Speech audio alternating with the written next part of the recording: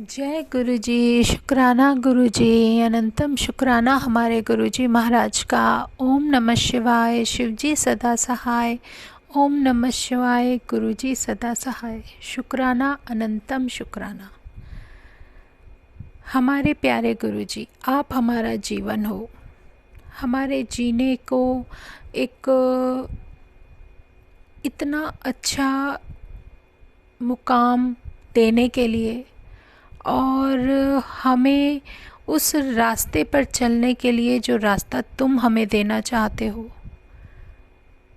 हम सोच भी नहीं सकते। लेकिन हमें हर तरीके से, हर उस तरह जिस तरह तुम संभालना चाहते हो, हम नहीं जानते पर तुम संभाल रहे हो। किस तरीके से हर मुश्किल से, हर जो भी रास्ते में कठिनाइयाँ आती हैं, उन सब से बचा कर लेकर चले जा रहे हो। कितना शुक्राना करूं तुम्हारा। हमारे जीवन को एक मकसद दिया कि हमें अपने लाइफ में करना क्या है, कैसे जीना है, लेकिन वो भी उसी तरीके से हमें ज़बरदस्ती पकड़ पकड़ कर अपने पास बुलाना। जो कि कहते हैं ना, कभी कौन सी छटपटाहट होती है, कभी कोई बेचैनी होती है और हम इधर उधर भागते लगते हैं। लेकिन फिर भी इस सब के बावजूद हमें अपने साथ, अपने पास बुलाकर हमारा कल्याण करना, ज़बरदस्ती बताना। जो लोग नहीं सुनना चाहते या जो संगत भी नहीं सुनना चाहती, फिर भी आप जानते हो कि उनकी भलाई किस में है, उनका कल्याण कैसे करना है। तब भी उन्हें बार बार बार बार इनविटेशन देना, उन्हें बुलाना अपने पास, उनका सिर्फ कल्याण करने के लिए। तो हमारे मन में भाव आपके प्रति क्या आते हैं, क्या नहीं आते, ये सब भी आपकी ही प्रेरणा और आपकी ही मर्ज़ी है, आप ही का प्यार है। आप जिसको चुन लेते हो, जिसका आपको कल्याण करना ही करना है, जिसको आपने सोच लिया कि इसका मुझे ये करना है, कि वो अपने जीवन में किस तरीके से आगे बढ़े। और सच में ये बहुत बड़ी सच्चाई है कि जब जीवन में कोई गुरु होते हैं तो उसका जीवन काफ़ी बेहतर होता है, क्योंकि बिना गुरु के तो कभी कोई पार उतर ही नहीं सकता। कोई भी आज तक आप ध्यान से देखो, पिछला अपना आप इतिहास भी देखोगे ना, तो बिना गुरु के तो कभी किसी की गति हुई ही नहीं है। आप देखो, जैसे महाभारत का टाइम था तो उसमें अगर कृष्ण भगवान अर्जुन के गुरु नहीं होते, पांडवों के साथ गुरु का रोल नहीं निभाते, या गुरु के रूप में उनके साथ देने के लिए उनका सब कुछ अपने ऊपर संभाल कर, उनको समझाने के लिए, उनको रास्ता दिखाने के लिए अगर भगवान कृष्ण नहीं होते तो शायद पांडवों की जीत भी नहीं होती। ये तो विधि का विधान है कि बिना गुरु के गति है ही नहीं, कल्याण हो ही नहीं सकता हम लोगों का। ऐसे ही भगवान राम को जो लोग मानते हैं, क्या उन्होंने कभी ये सोचा है कि भगवान राम, भगवान अगर जन्म लेकर आए हैं तब भी उन्होंने अपने आप को एक गुरु के हाथों में सौंपा, उस गुरु से शिक्षा ली, उस गुरु का सब कुछ जो भी ज्ञान उनसे प्राप्त हो सकता था वो उन्होंने लिया, और उस गुरु के साथ जो भी उनको ज्ञान प्राप्त हुआ वही उनका आगे तक साथ निभाता रहा। ये तो हमारी खुशकिस्मती है कि हमारा भगवान, हमारा महाशिव खुद एक पूर्ण गुरु के रूप में आया है इस कलयुग से उन सब संगतों को निकालने के लिए जो उनकी प्रिय हैं। उनको वो इस मझधार में नहीं छोड़ सकते। वो उन सब को चुन चुन कर अपने साथ, अपने उस मार्ग पर लेकर जाना चाहते हैं जिस मार्ग पर हम लोगों को गति मिल जाए। इससे बेहतर भाग्य क्या होगा। ये तो उनकी कृपा है, उनका प्यार है कि वो हमारे जैसी संगत को, जिसको कभी किसी ज्ञान का ए भी नहीं पता होता, या आप हिंदी कैसे भी कह सकते हो, कोई भी एक अक्षर भी नहीं पता होता, लेकिन उसका साथ देने के लिए हमेशा उसके अंग संग खड़े हो जाते हैं। सिर्फ कैसे? सिर्फ अपने सच्चे भावों से, अपने मन की सच्ची अरदास से, अपने मन में उठने वाले वो सच्चे भाव जो आपको पल पल अपने प्रभु के साथ जोड़ने में एक कड़ी का काम करते हैं। और वो कड़ी जो कि आपको अपने भगवान से जोड़ती है, वो सबसे मेन 2 कड़ियाँ है क्या? नाम जप और उसका सिमरन। उसे हमेशा याद रखना, अपने दिल में याद रखना, ताकि वो प्रभु तुम्हारे साथ जुड़ा रहे और तुम उसको ध्याते हो तो तुम्हें उसका एहसास होता रहे, क्योंकि वो तो हमारे साथ हमेशा हैं, इधर भी उधर भी, ऊपर भी नीचे भी, अंतरात्मा में भी, अंदर भी बाहर भी। आपने वो लाइनें सुनी होंगी, मेरे अंदर तू मेरे बाहर तू, मेरे रोम रोम में बस तू ही तू, तू तू तू मेरा तू मेरा तू। सच में मेरा सब कुछ तुम हो, और अगर सब कुछ तुम हो तो फिर हमें किस बात की टेंशन करनी है, क्या सोचना है? जो मन कभी बेचैन हो जाता है, उसकी बेचैनी जो मिट सके तो उसको बेचैन को एक ऐसी ठंडक पहुंचा देते हो कि जैसे जलते हुए लावे पर कोई बहुत ठंडा ठंडा शीतल जल डाल दे और उसकी अग्नि ख़त्म हो जाए। इसी तरह हमारे जीवन में जो भी अग्नि है, जो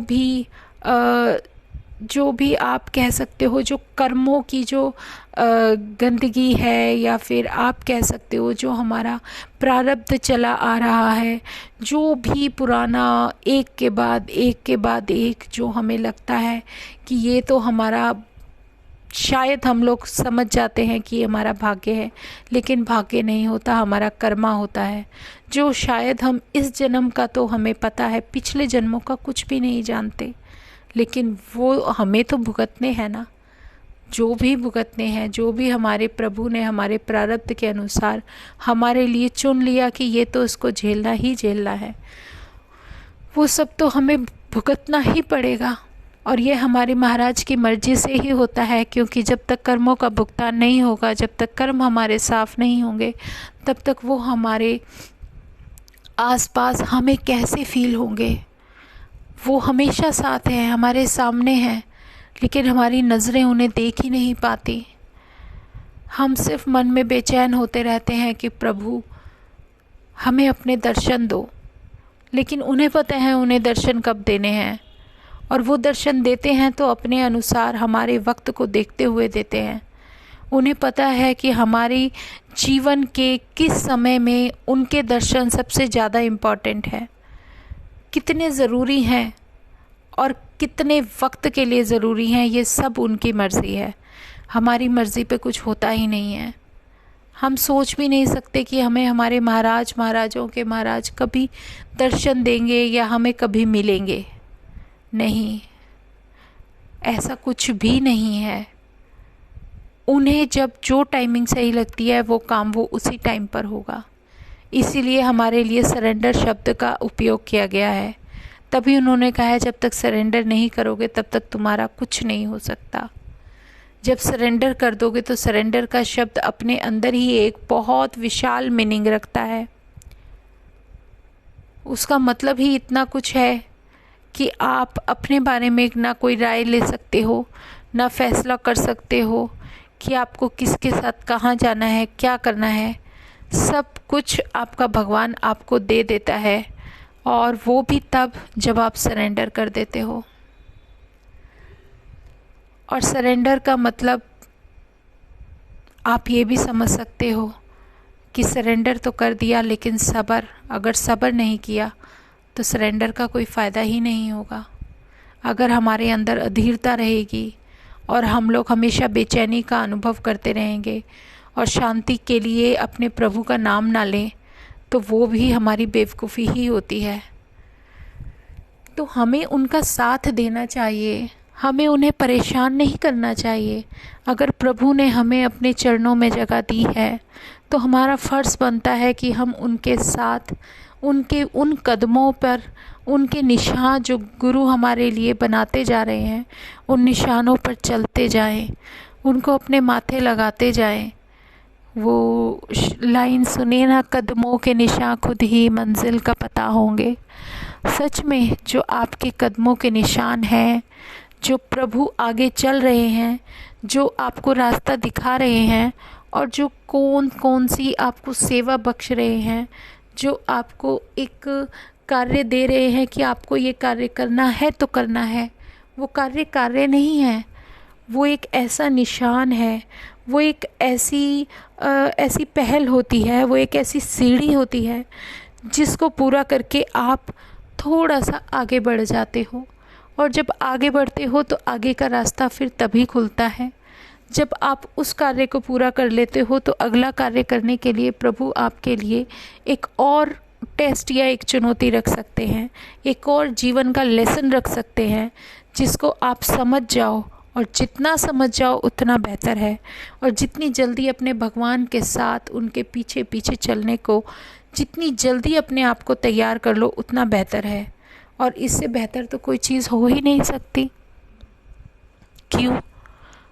क्योंकि उसका मार्गदर्शन हमारे जीवन को एक ऐसे सार्थक मुकाम पर लेकर जाएगा जहाँ पर हमारी सोच तो क्या, हमारी कभी कोई कल्पना भी नहीं पहुंची होगी।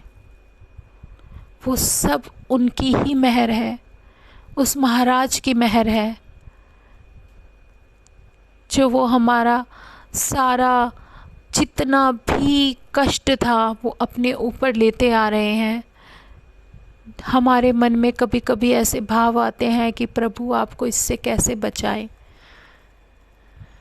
कैसे आपके साथ कदम से कदम मिलाकर खड़े रहें, कैसे आपके चरणों में अपने आप को नतमस्तक कर दें, कभी आपको कोई परेशानी ना होने दें।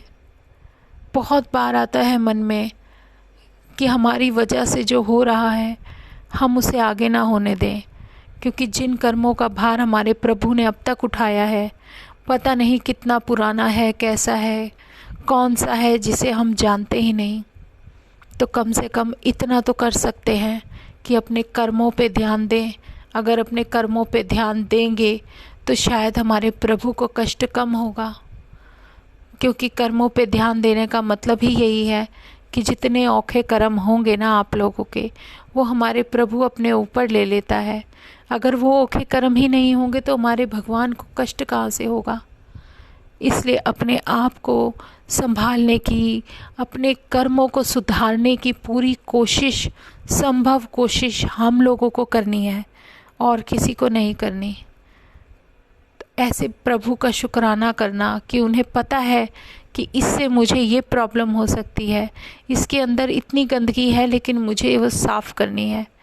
हम मनुष्यों को देख लो, हम जीवों को देख लो, हमें पता चल जाए हमारे सामने ये इंसान खड़ा है, इसमें इतनी नेगेटिविटी है कि ये हमें दे देगा, तो हम उसके पास भी नहीं जाते।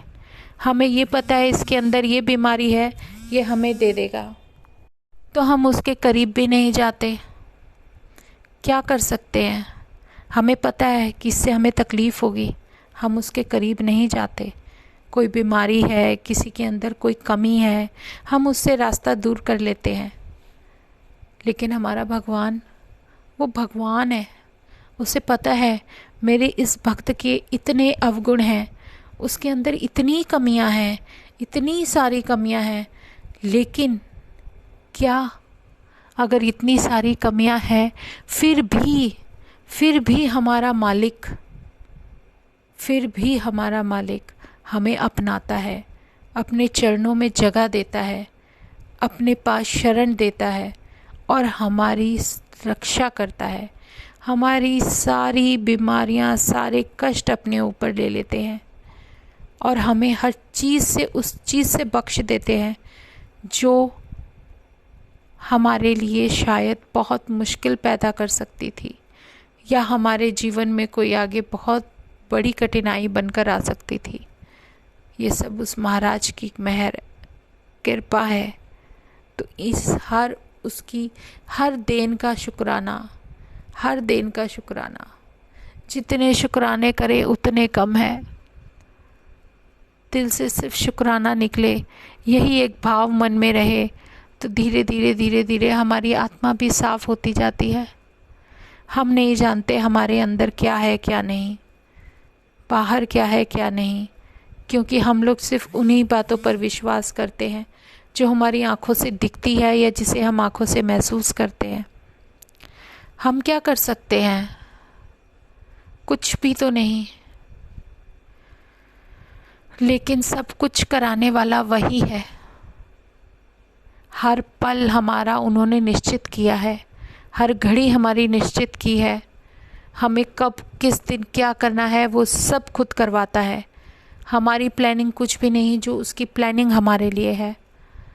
हमारा मालिक हमारे लिए वो सब कर देता है जिसकी हम कल्पना भी नहीं कर सकते। क्या चाहिए इसके अलावा? इंसान इस धरती पर आने के बाद भी सिर्फ उन कर्मों में ही लिप्त रह जाता है जिसका यहाँ से सिर्फ इस धरती पर जीवन लेने से ही कोई मतलब होता है। हम असली सच्चाई भूल जाते हैं। वो हमारी हर एक गलती को माफ़ करके उस सब को बख्श देते हैं जो कि शायद हमने कभी सोचा भी नहीं होगा। उन अनजाने कर्मों को भी बख्श देते हैं जो हमारी नज़रों में हमें पता ही नहीं कि हमारे लिए वो कितने घातक थे या घातक बन सकते थे या बन सकते हैं। कुछ भी नहीं जानते हम अपने बारे में। हम अपने बारे में नहीं जानते तो और किसी के बदलने की क्या गुजारिश कर सकते हैं या उम्मीद रख सकते हैं कि वो हमारे अनुसार चले? कोई भी व्यक्ति है, उसका अपना नज़रिया अलग है, लेकिन भगवान यही कहते हैं, हमारे महाप्रभु, हमारे महागुरु यही समझाते हैं कि वो अपने कर्म बना रहा है, तुम क्यों बना रहे हो? तुम्हें मैं सिखा रहा हूँ, मैं तुम्हारा गुरु हूँ, मैं तुम्हें बता रहा हूँ कि तुम्हें इस समय से, जब से तुम मुझे पहचानने लगे हो, जानने लगे हो, इसके बाद से सिर्फ अपने कर्मों पे ध्यान दो। तुम्हारी चिंता करने के लिए मैं खुद बैठा हूँ। तुम्हारी टेंशन मेरी टेंशन है। इसीलिए वो बार बार हमें सिखाते हैं कि जो भी कर रहे हो उसको दिल से करो, अच्छे और सच्चे मन से करो। उसका अंजाम भी अच्छा ही होगा जो तुम पॉजिटिव एनर्जी लेकर काम करते हो। क्यों घबराते हो, क्यों डरते हो जब मैं तुम्हारे साथ हूँ? तुम्हारे रास्ते बनाने वाला मैं हूँ ना, और मैं तुम्हारा हाथ पकड़ कर चल रहा हूँ। मैंने तुम्हारा हाथ पकड़ा है, तो फिर घबराहट कैसी? अपने अंदर एक ताकत लाओ, अपने अंदर एक विश्वास लाओ कि आप कभी भी हार नहीं मान सकते, और सच में हार माननी भी नहीं है। आपको वो सब करना है जिसका वो आभास आपको दे रहे हैं, जिसका वो हुक्म आपको दे रहे हैं। और हमारे गुरु का हुक्म हमारे सर माथे पर होता है। चाहे कुछ भी हो जाए, हमारा रब हमारे सामने जो भी चुनौतियां आकर खड़ी होती हैं, उन सब को सुलझाने में एक पल नहीं लगाते। तो वो एक विश्वास जो हमारा हमारे भगवान के अंदर है, वो कभी इधर उधर हो ही नहीं सकता, कि वो तो बहुत छोटी चीज़ है। हम ही तो नहीं विश्वास करते, लेकिन भगवान तो हमारा हमें बहुत प्यार करता है। वो तो इतना प्यार करता है कि हम कभी समझ ही नहीं सकते, क्योंकि हम उन्हीं की तो हैं। हमारे अंदर सब कुछ उन्हीं का तो है। वो एक रब जो सबके हृदय में बसता है, वो एक भगवान जो सबके लिए सब कुछ कर रहा है, तो कम से कम हम उनका नाम तो जप ही सकते हैं। उनके दर्शन के लिए कहीं ना कहीं जहाँ भी वो बुला रहे हैं वहाँ जा तो सकते हैं। यही हमारे लिए हुक्म होता है हमारे भगवान का। बस संगत जी, आज भाव तो बहुत सारे हैं, पर समय गुरु जी ने इतना ही दिया है, तो शुक्राना गुरु जी का, अनंतम शुक्राना। अब हम सत्संग यहीं विराम करते हैं।